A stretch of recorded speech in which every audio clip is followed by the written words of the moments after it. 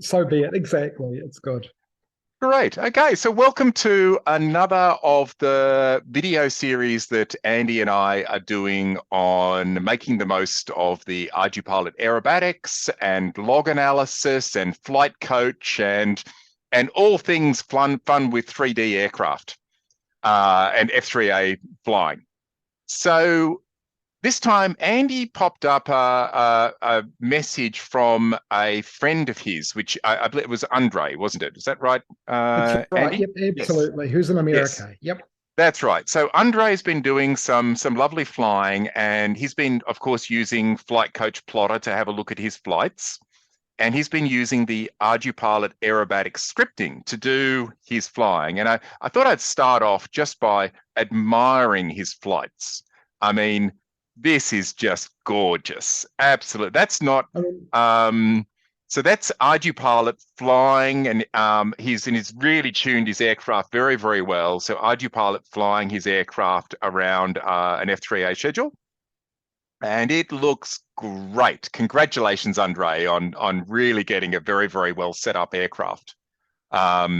Is this some sort of standard schedule, Andy? This you no, recognize no, it? these are just a few maneuvers he's put together, and he's using a slightly older design F3A model, Right? either an integral or an impact.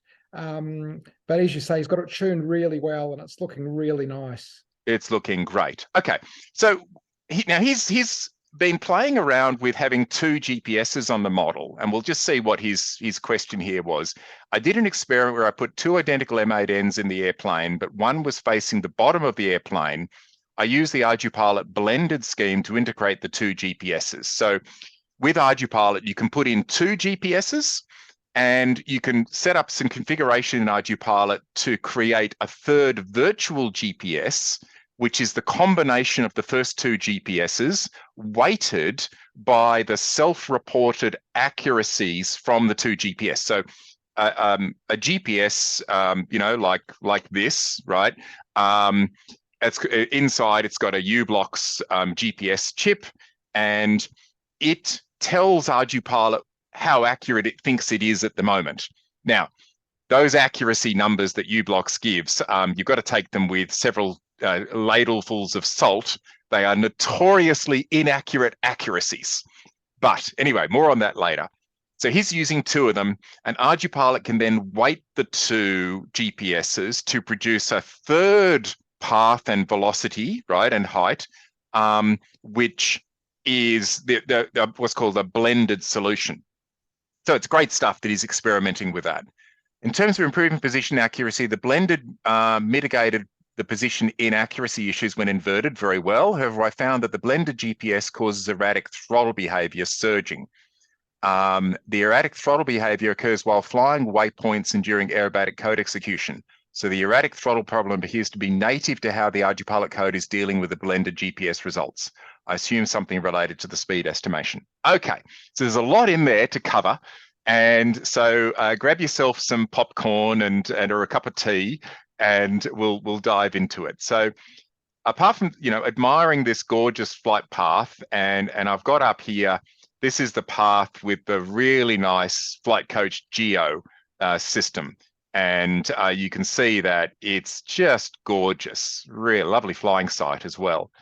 Okay, so I thought we might start by showing, for people who are using the ArduPilot Aerobatic scripting capability to do autonomous aerobatics, we have a variant of Flight Plotter, right? Many thanks to Arta from allowing us to grab the code and create a slight variant. This is called plot3d.ardupilot.org.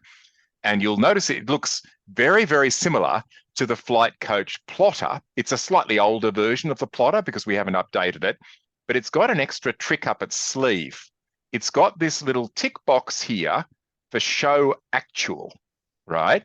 And when that's ticked, which it is by default, then there's actually two paths here. Now, I'll just show you this. So if I go in here and we zoom into this point, and you'll notice that there's two little paths here, whereas we go back to the same location with the original Flight Coach Plotter, there's only one.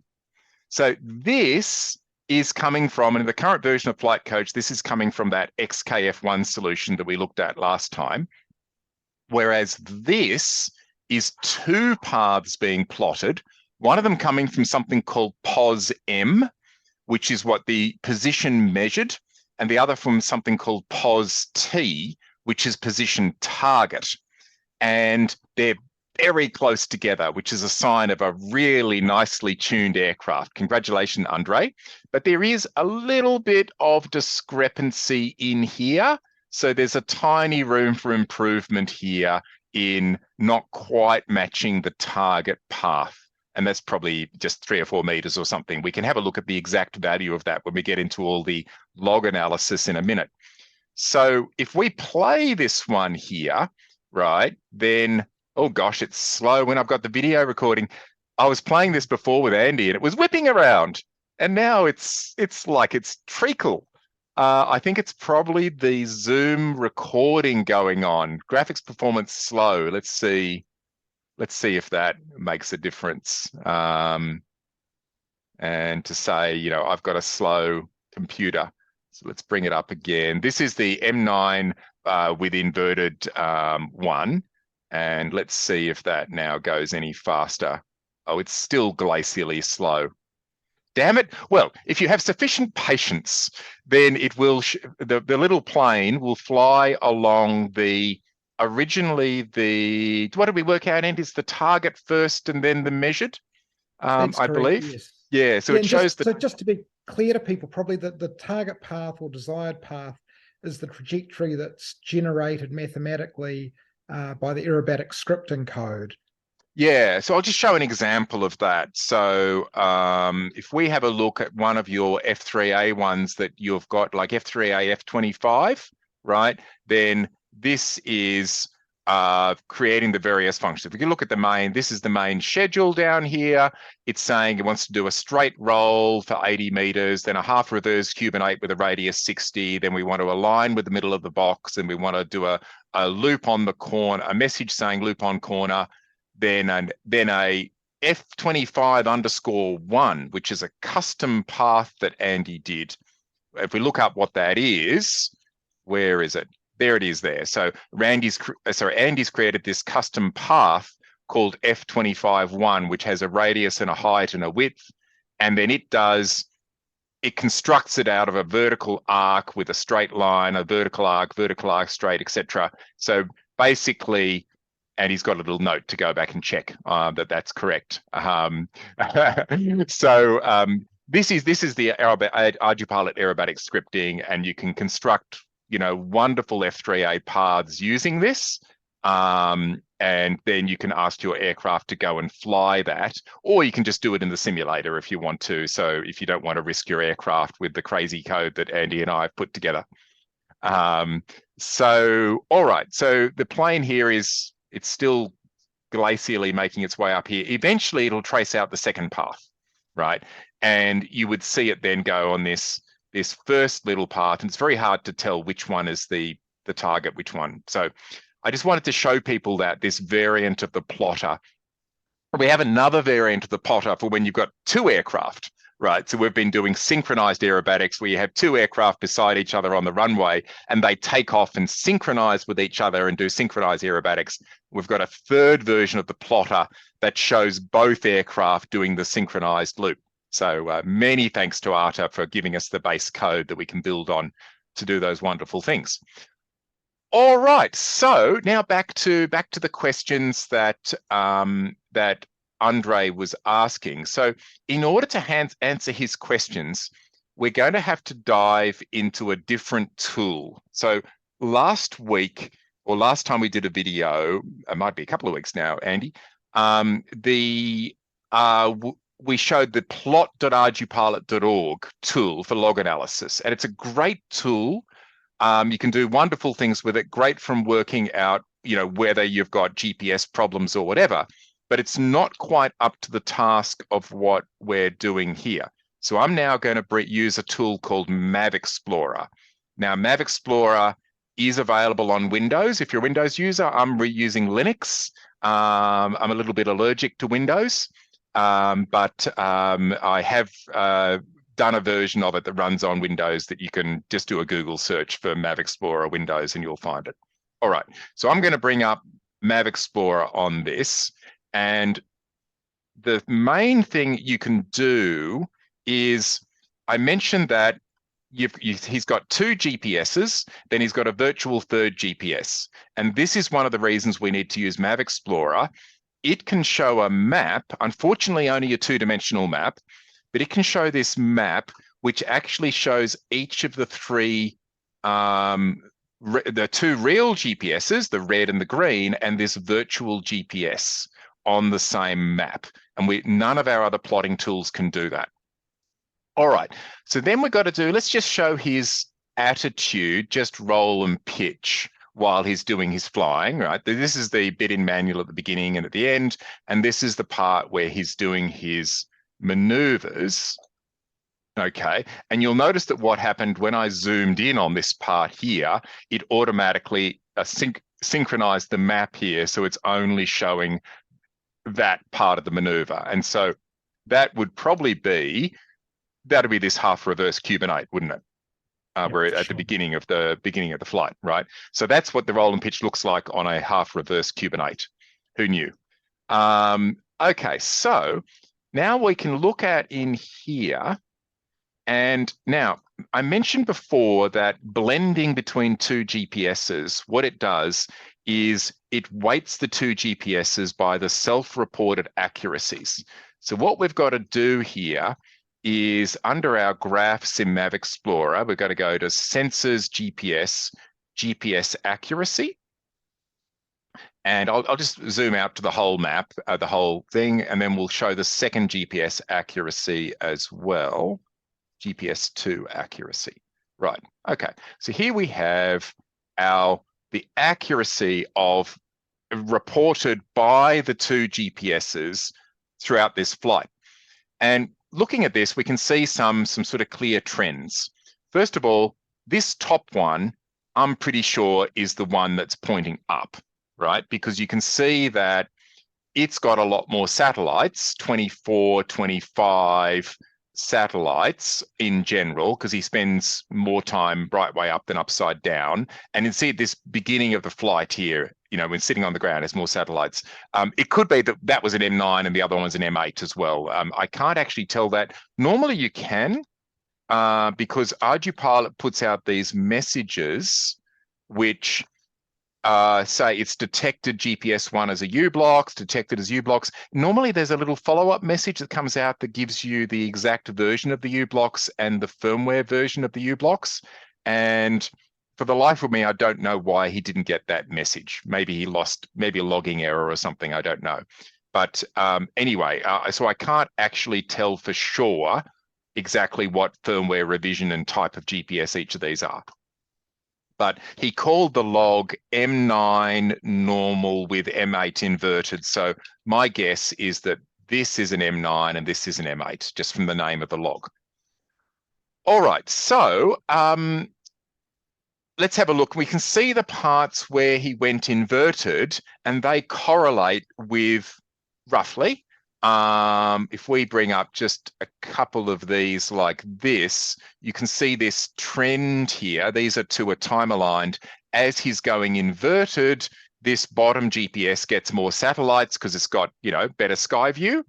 And as it going right way up, this one gets less satellites, okay? And the opposite is true. This M9, it actually doesn't vary a great deal between inverted and right way up. The M9 does a better job of tracking inverted. You can see here that the number of satellites only drops from like 25 down to 23, not a huge change. And these accuracy numbers, I'll just explain what these red, green, and blue numbers are. So if I move that slightly, you'll be able to read those numbers more easily. Maybe if I put it like that, that's readable there. Okay, so HAC is horizontal accuracy. That's in meters, and that's on this left-hand scale. This right-hand scale has the number of satellites that it's not the number of satellites visible, it's the number of satellites that the solution of the GPS is currently using, because it's quite common that a GPS is tracking 35 satellites, but it's only decided to use 24 because only 24 appear to be consistent enough with the others to form a solution. So this is the number that are going into the solution. Okay, so the horizontal accuracy of this M9 is actually not changing an awful lot, even though he's going inverted, right? That's the red number. So there's a little bit, it's sort of going up. If we sort of zoom in on this here, then you can see when he's going inverted, it's getting a little bit worse. It's going from 0.8 of a meter to sort of 0.87 of a meter. Not a huge change. And same with this V accuracy is the vertical accuracy. That's our height accuracy. And you can see that that goes from like 1.1 meters to maybe 1.2 meters. Again, 10 centimeters change, right, in nominal accuracy. If you want to know more about actually this, the accuracy of GPSs, I did a summary article about these some time ago. This is February 21. And it's, if you do a Google search for big GPS roundup, you will find this article. And this goes through saying methodologies of testing different GPSs and comparing, some of them fairly large. You wouldn't want to fit that big one on your aircraft, you know, it's like that. And some of them are a bit more reasonable. And then this goes through all of the different accuracy measures and this sort of thing. So if you are a GPS geek and you want to get into accuracy numbers of GPSs, go and have a peek at that article. So what we can see here, the M9 is really not phased very much for going upside down. Its accuracy gets just a little bit worse. The M8 here, it's a bigger change. We can see here that the horizontal accuracy, you can see here, goes from like 1.6 meters down to 1.3. So it's 30 centimeters. So it's still not very large, but it's a larger proportion than the M9. So it does make a bit more of a difference. So because the M9 is a better GPS than the M8. You know, if you really want to get serious on GPSs, all of my aerobatic aircraft have F9Ps on them. I've probably got some here. If I have an F9P lying around, oh, you can see in that photo on the roundup. So the ones I tend to use are like these type of GPSs here, or this type is in one of my aerobatic aircraft. And unfortunately, these are quite expensive, like 500 Australian dollars each sort of thing. But they are vastly, vastly better than either the M8 or the M9. They're just expensive, but they're also heavier. But they've got triple band, so they've actually got 3 frequencies from the satellites. So 3 different signals at different frequencies, which allows them to do some magic things with calculating atmospheric interference and all sorts of things. So they're great GPSs, but expensive. Okay, so so what we're seeing here is that on Andre's M9, there's a little bit of change in accuracy reported. The actual accuracy might have been changing by a lot more than that. As I said, the U-Block's reported accuracies, which is what's used for this blending technique, are notoriously unreliable. But it's all we've got. When we're doing blending between two GPSs, all we've really got is those accuracy numbers, so that's how we do the blending. Okay, so what we can do now is we can look at what happens as we go through this path. So what I'll do now is I'll just get a little piece of his flight, and when he's doing an interesting maneuver. So let's do a bit where he's doing some sort of a rollover. Just there will do, in there. Right, so there he's starting to roll over and then rolling back. Okay, and so if we, and this is a half reverse Cubanate, so you can see it doubles back on itself in 2D. So what we see is at the start of this maneuver, the blue line, which is the blended solution, is weighted towards being closer to the red line, which is our M9 pointing up. And that's because the weighting is done by those accuracies. So it is favoring the more accurate M9 based on these accuracy numbers. Okay, and it's just a simple linear weighting between, you know, these ones. There's no real magic maths going on here. It's just weighting based on these numbers, right? And the M9 is self-reporting higher accuracy than the M8. So I should say, by the way, we generally recommend doing blending with 2 identical GPSs, because u-blox has changed the maths they use for these accuracies between the different generations of GPSs. So when an M9 says it's 1 meter accurate and an M8 says it's 1 meter accurate, the M9 accuracy is almost certainly better than the M8. And because they changed the way that they were doing the weighting and those accuracy reporting, so it's you can't really reliably compare them between generations. So we generally recommend 2 identical. But it does work without it. That's a good thing to be aware of, isn't it?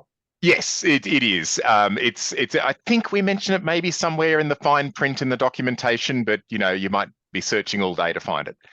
Okay, so we can see here that we start off with the solution mostly weighted towards the pointing up M9, and then as we roll over, you will notice that the blue line goes a bit further away from the red and inches its way towards the green. Doesn't quite get halfway, right? And then as we roll upright again, it is coming back, well, eventually, there it comes back. And now it's quite close to the red again down here, right? It's like maybe 25% across or something like that, right?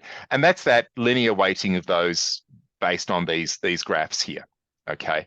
And it does the same thing in the vertical. So if I do the vertical, so GPS 0.alt, GPS 1.alt, GPS 2.alt. For those of you who are sort of software geeks, this interface in Mav Explorer, this is actually a Python-based thing, and you can type arbitrary expressions. So ×2 plus, you know, pi divided by 7 or whatever. It's actually an arbitrary Python expression. So, you know, you can add in anything you can type in Python with maths, within the math module loaded, you can put into a graph, which is one of the reasons this system is so powerful. Okay, so we see here a very similar system, and you can see there, as if we bring up the roll and the pitch here, then if we go back here and I double click, when I double click in this window, it rescales it so that it has it all vertically. And you can see that the solution, the blended solution, which is in blue, is very, very close to the M9 pointing up, right? And then as he climbs up for this half reverse Cuban 8, if we zoom into a little piece here, what you'll see is that it's actually halfway between. It might even be a smidgen more towards the green line, perhaps there. What do you reckon? It's damn close. Yeah, it's halfway. So what that is doing, that is basically based on this vertical accuracy number, right? This blue line here and this blue line there. So these numbers changing, right?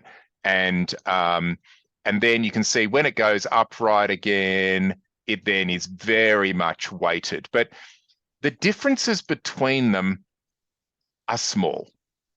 Okay, so in altitude here, now, was he actually using GPS altitude? EK3 source 1 pos Z. He was using baro, which means vertically is completely irrelevant, because it was configured for the EKF to use barometer vertically. Now, if you have a high quality GPS and you want to follow a geometric path, barometers track pressure altitude, which is not the same as geometric altitude, right? So whereas your eyes, the judges, are going to be judging using geometric altitude, and because they don't have barometers built into their heads, right? Now, the difference over a height of a few hundred meters is going to be small.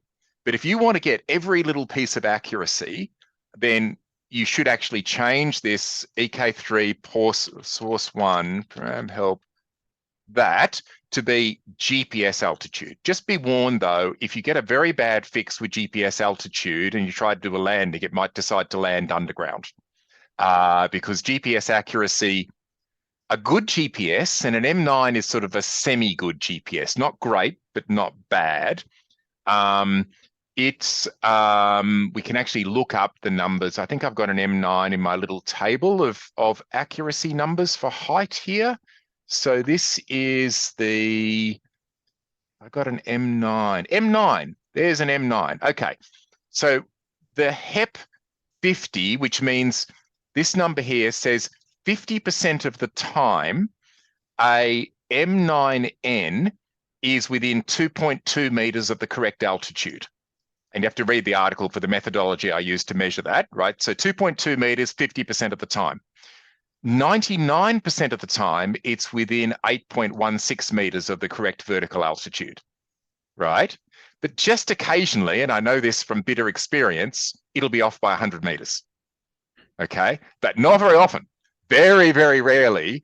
But if it's your plane, it's flying when it does that, be ready on the sticks to take over, right? Because if it's off by 100 meters, it's going to slam into the ground hard. And so that's what this HEP 50 and HEP 99. Let's have a look at an M8. This one is one of the M8s. And so the M8, 3.5. So within 50% of the time, the M8 is within 3.54 meters vertically, and 99% of the time it's within 14 meters vertically, right? But if you go and splurge for a F9P helical like I tend to use, then that's 1.64 and 4.97. It doesn't sound very impressive until you enable RTK, RTCM, N-trip streaming to the GPS, and then you get these glorious numbers. The F9P helical has a HEP of 1 centimeter. 50% of the time it's within 1 centimeter, and 99% of the time it's within 6 centimeters of the vertical. And that's why you pay the big bucks for this GPS. Because if you give it RTCM corrections, it produces what is essentially a perfect position. And you see horizontally, the CEP is the horizontal, and this is 1 centimeter horizontally and 3 centimeters 99% of the time. And that's why I fly with it, because I want the I want the true path, right? I don't want some guesstimate from a GPS. I want the actual path when I'm flying it. All right. So and we should probably put this full URL in the chat there somewhere. Maybe we'll put it in the notes on the video, Andy, if we remember to do that. Indeed. Big And GPS Trich, do you roundup. think the helical antennas will work okay for people with brief periods inverted? Yes, I would think the helical will work brilliantly. The main advantage of the helical is that it has almost zero interaction with the structures around it. So you can place the helical anywhere on the aircraft. I mean, I wouldn't place it right next to the motor, but you place it anywhere on the aircraft and its performance will be much the same. Whereas one of those disc-based GPSs, if I see my drawer full of GPSs here and grab, something like this sort of classic GPS, this sort of shape, right? This interacts with the objects, particularly metal objects underneath it, which means the performance of the antenna is closely linked to the structures directly underneath the antenna. Okay. And so particularly if it's like carbon fiber or something which has significant properties, in the electromagnetically, conductivity and things, this antenna's performance, sometimes it'll be better because of a big ground plane under it. Sometimes it'll be worse. You will need somebody who's an RF expert to tell you which it's going to be. Whereas with a helical, right, if I dig out a helical from my bag of goodies here, or where's one of my helicals? Most of them in my planes because I love the helicals. Here's a helical. There you go. Come on. It's cable. Come on, cable. Sorry, everyone. My study is a complete mess. All right. So this is a helical one, right? and it's detachable, right? You can place that helical antenna anywhere in the aircraft, put a little cable from it to place it, anywhere in the aircraft very easily. So you typically put the base inside the aircraft and then the rest of the antenna outside. So helical antenna, it's self-contained. It doesn't interact strongly with the structures around it. And so that's the main reason I like them, because I don't know enough about the interactions between antennas and ground planes to make any judgment myself about, what's going to be good and bad. So I just get a helical and I don't have to worry about that. Okay, so we've got a bit distracted, haven't we? Okay, so the first point that I'm really trying to make with Andre's log here is that when Andre was saying that with his blending and he's getting these behaviors, right, we need to sort of sanity check this versus the actual data. Now, in particular, he's concerned about the way it handles velocity and the velocity discrepancy. So let's go and have a look at our velocities. So what we're going to do is let's look just at the raw two-dimensional speed, and we'll do the 3D speed. So the 2D and vertical. So GPS 0.spd, which is our horizontal speed. Okay, and let's do all three of those. And then we'll do GPS 0.vz, the VZ, and we'll put it on a separate axis, right? 2 means it's on the right-hand axis. And so there we're going to get our speed data. Okay, so this is his flight from the point of view of the GPS speeds and the GPS VZ. So for this, for the result that Andre is seeing to be true, for there to be sort of a real factor in there about, the blended result, the EKF doesn't know that it's talking to a blended GPS.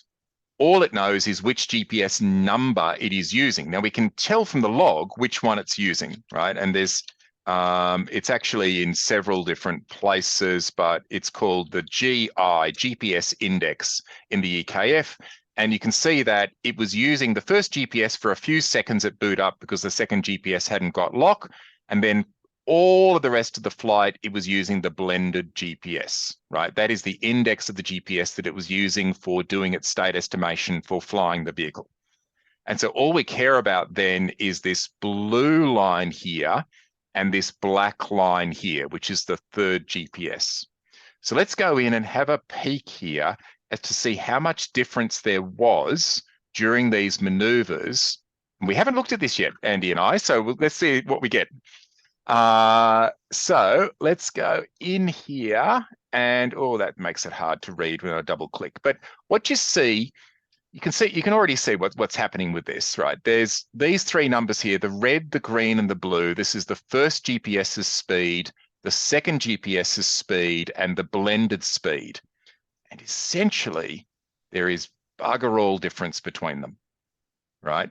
Very, very similar speeds.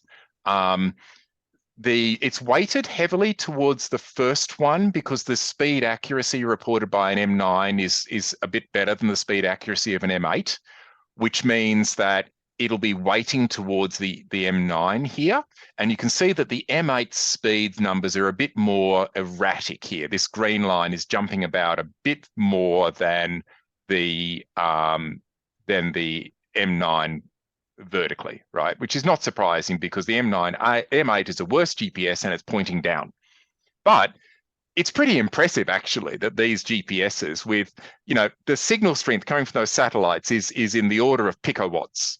So it's got this picowatt signal, and that picowatt signal is managing, don't know where that GPS has gone, but it's managing to get into the back of the GPS to the antenna, right? And actually they can then get a lock. I mean, GPSs are absolutely magical devices. It's about a 500 watt transmission from the satellite. By the time it gets to the planet, it's a few picowatts. And then the GPS pulls the signal out of those picowatts using, signal processing magic and says where you are on the planet and gives you a velocity within like centimeters per second. Just incredible. A fairly large factor of it, by the way, is the Doppler. It measures the tiny frequency changes between the signals coming from the different satellites, because the satellite's over here and moving this way and satellite over there moving this way, right? That you get a red shift from the velocity, or blue shift, depending on whether it's approaching you or going away from you. And that means it's shifting frequency very, very slightly. So most of this velocity number is actually coming from the tracking circuitry in the GPS, noticing that, I'm expecting it to be, 1.1126 whatever, gigahertz, but actually it's coming in as 1.1123 gigahertz.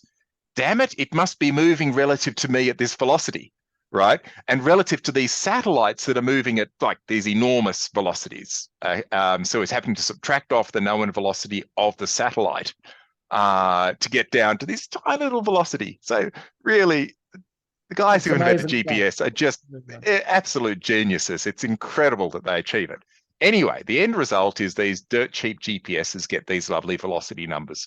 But from Andre's question, there is very, very little difference in the velocity data between his M9 and his M8. And we look at the vertical, let's look at the vertical speed. So this is these yellow, black and brown numbers here.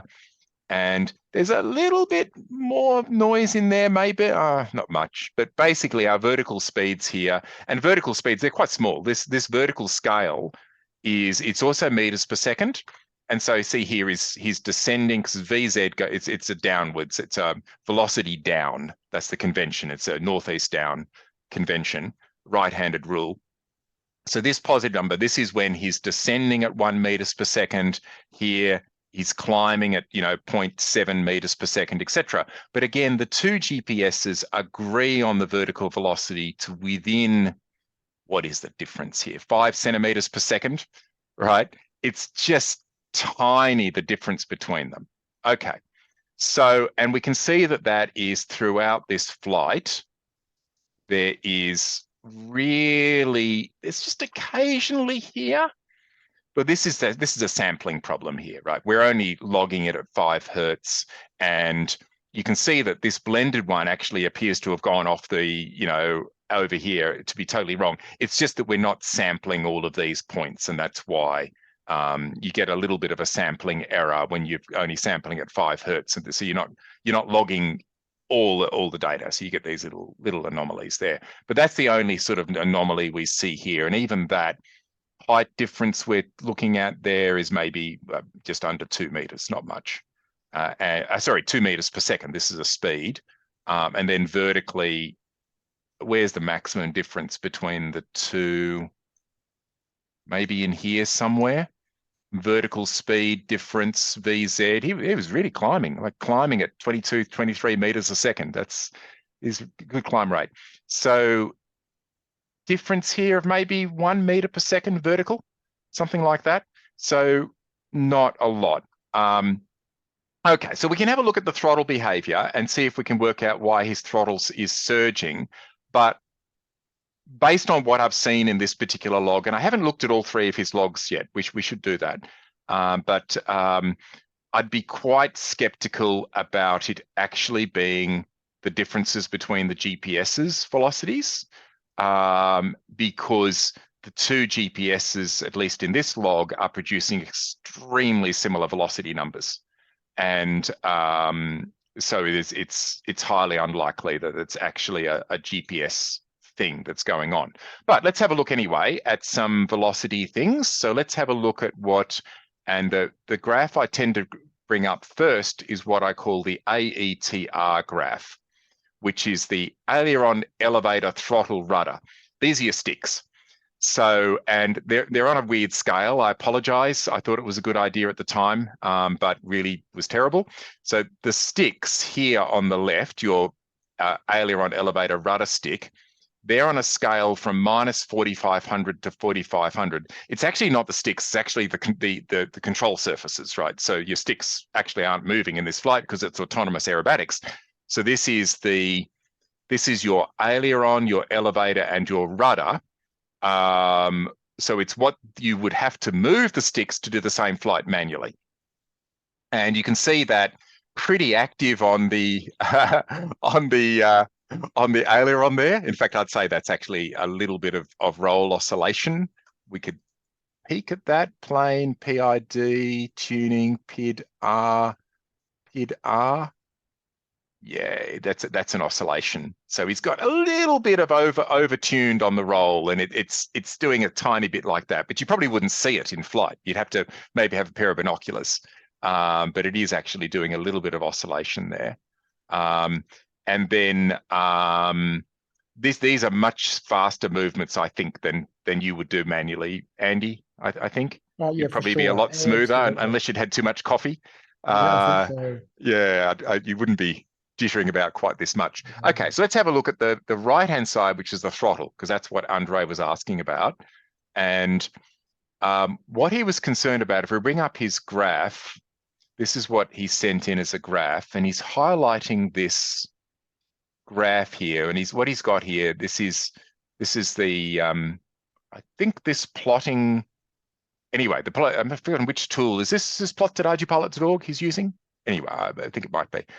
He's got the rel home alt here, which is in blue, so you can see he's going up and down, and he's got his throttle from 0 to 100, which is the same as that little graph. That's that number, that's that yellow line I've shown here.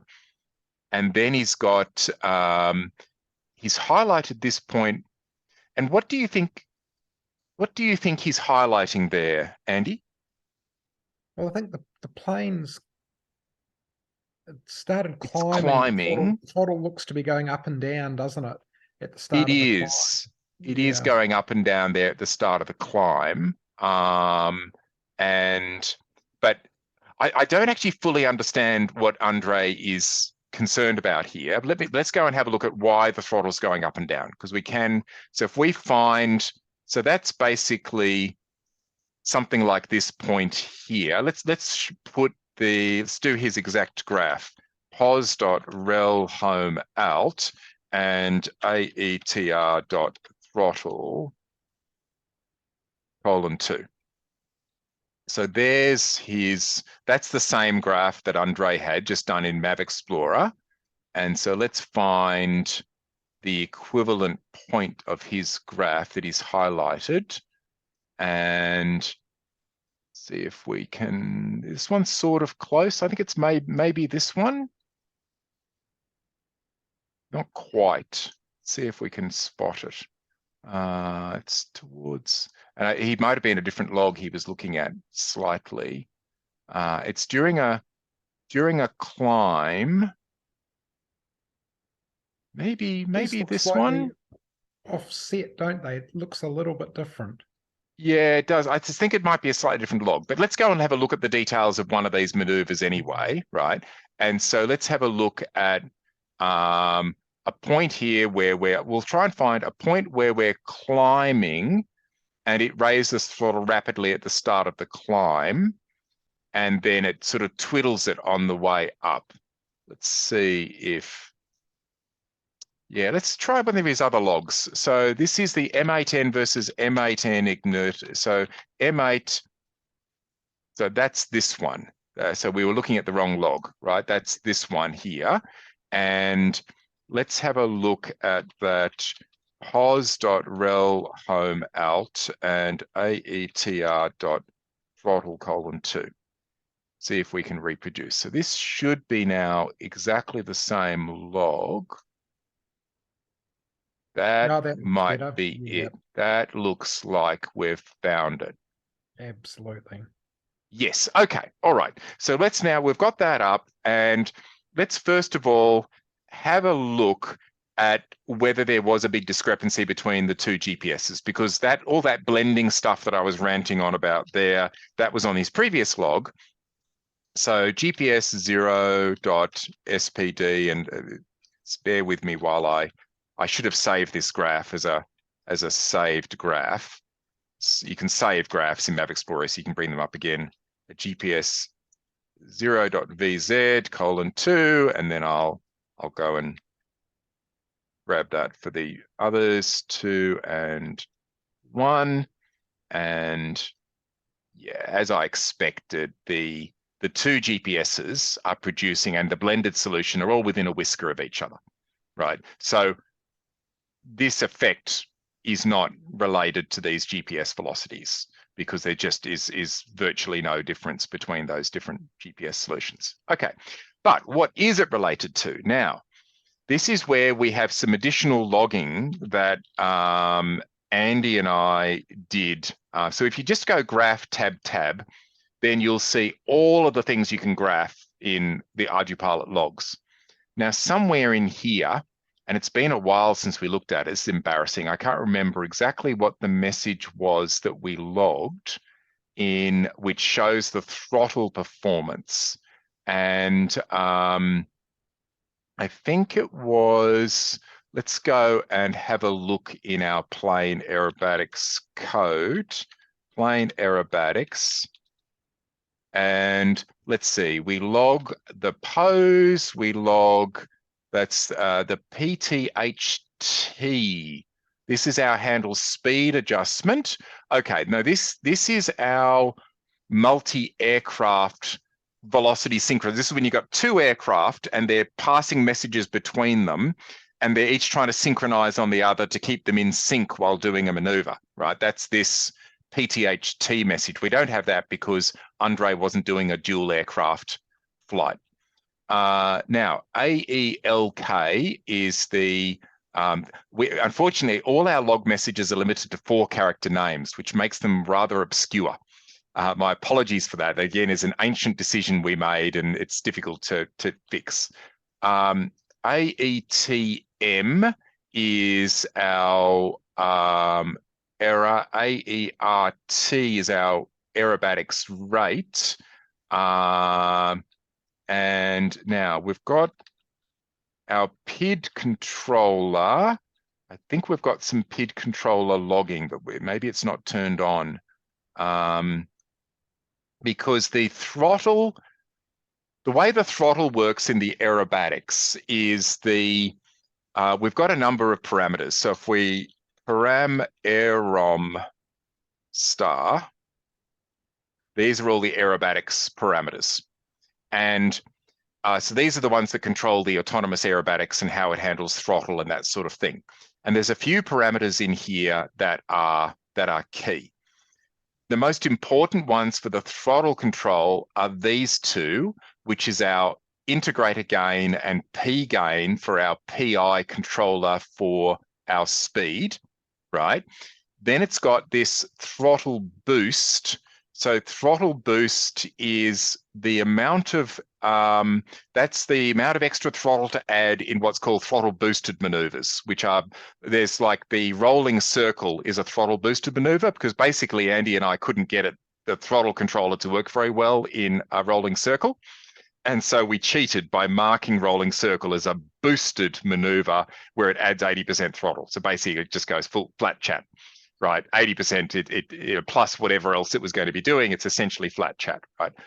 Now, probably Andre wasn't doing any boosted maneuvers. Unfortunately, if I do file lookup on his, you'll notice it's logged the aerobatic script that he was using, right? So I can do that, and that shows the aerobatic script that he was flying, but it didn't log his schedule. So it didn't log his F3A schedule.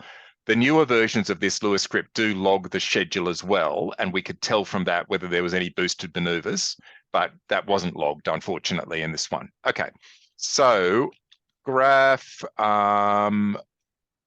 let's see. This is our speed adjust. There it is, AESA. That's what we want. Now we've got we've got an AESP in the log. Let's see what AESP. There it is. Speed controller logs to. This is a PID controller.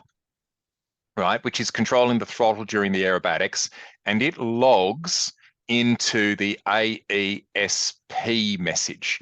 So now we're finally getting to the point where we're going to try and answer Andre's question. So he's got to go and have a look at the AESP, and he could look at this on plot.ardupilot.org, by the way. The AESP messages are visible on plot.ardupilot.org.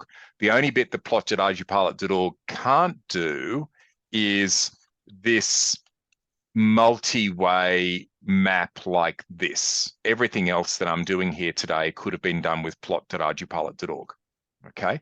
Right, so we look at AESP and see. So it logs the integrator, the P term, the target, and the current, right? So if we do plot the current and the SP dot target, this is our speeds, right? So this is his target speed, and you can see throughout the entire aerobatic schedule, he had a target speed of 31 meters per second, okay? And that would have been, if we have a look at what his trim airspeed centimeter, trim airspeed was 30, it would have been 31 because he was going slightly faster. We take the maximum of the speed when you enter the schedule and your trim airspeed centimeter as being the target speed. So what happened was, just at the point he entered into the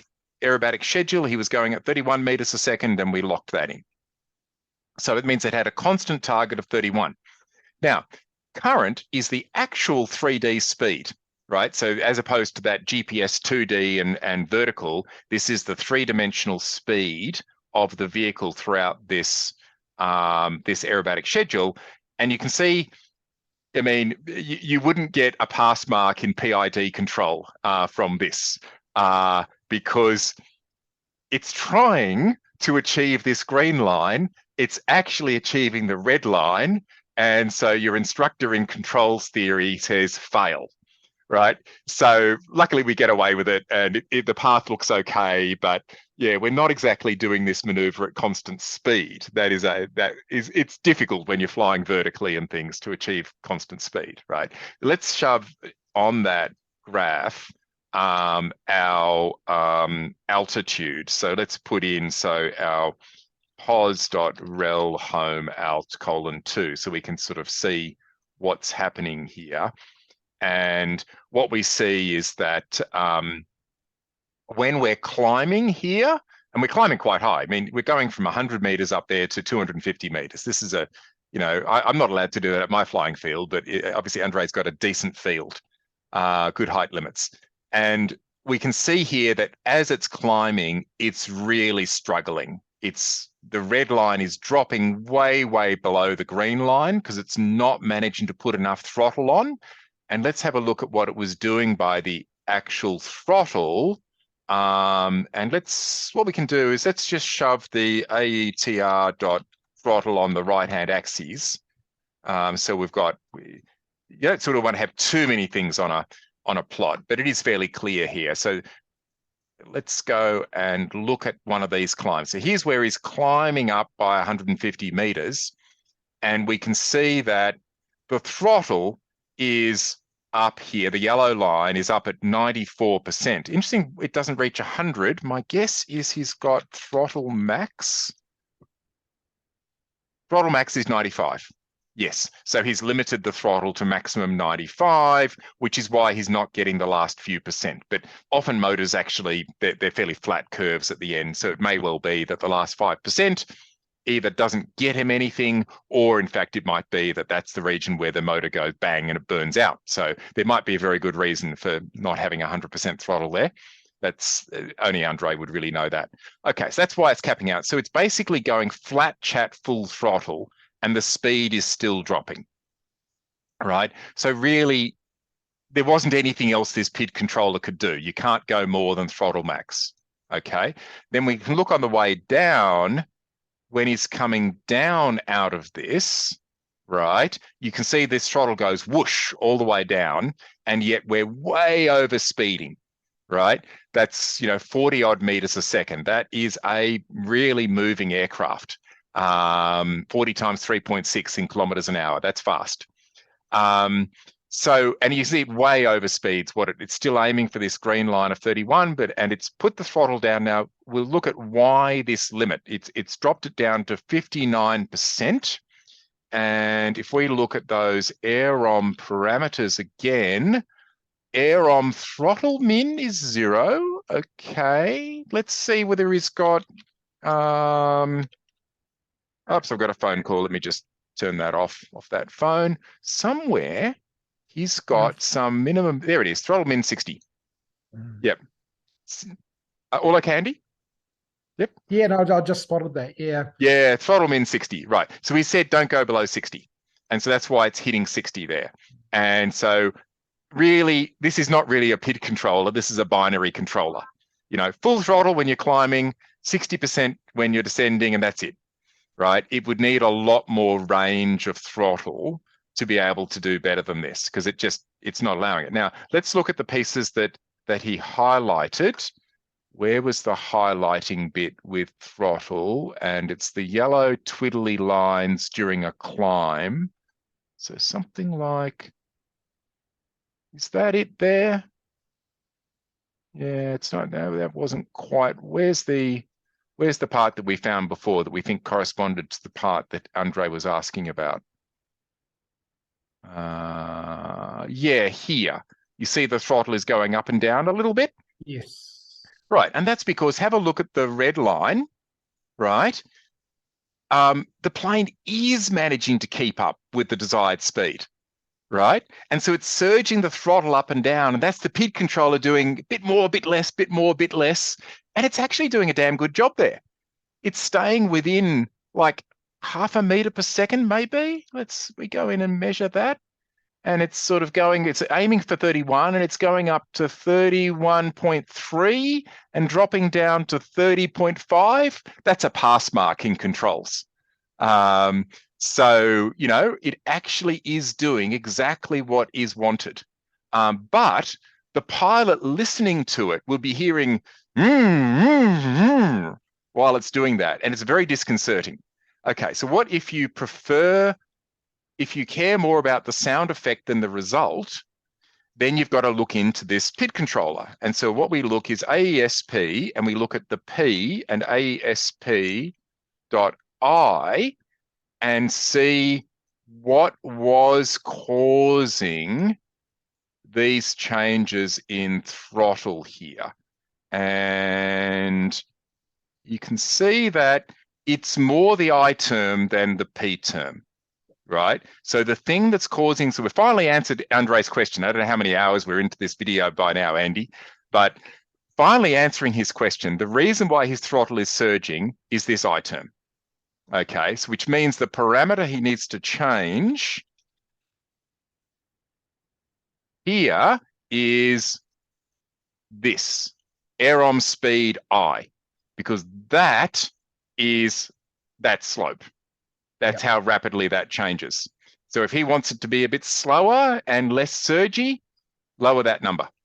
But when he does that, he will find that it doesn't track the desired velocity quite as well. Okay, just because, you know, it needs that in order to track really well.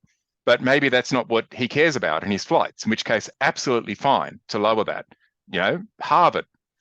In these sort of control theories, the general rule of thumb is when something's too big, halve it and see if it's better. And if it's still too big, halve it again. So, you know, don't be shy about going to town with these numbers. Just drop it to 12.5 or 12, and then drop it to 6 if you're still unhappy. You may find that when you do that, you get that the P starts acting up a little bit more, and you might need to fiddle those as well. And that's really it. So I think it might be that he can find a nice compromise between the sound of the aircraft and the actual speed. Yes, although I think it'll be a lot easier to wear some earmuffs. Right, and that'll work. So anyway, so I think we've probably answered his question. Is there anything else we need to cover in this, do you think, Andy? I think in this video, no, I think that's covered it really nicely, Tridge. Thank you. Okay, all right, we'll pop this up, and then on the Flight Coach a Facebook channel, and then people can ask questions about that. And then if you've got any other things that you want Andy and I to probe into, please ask. Bye, everyone.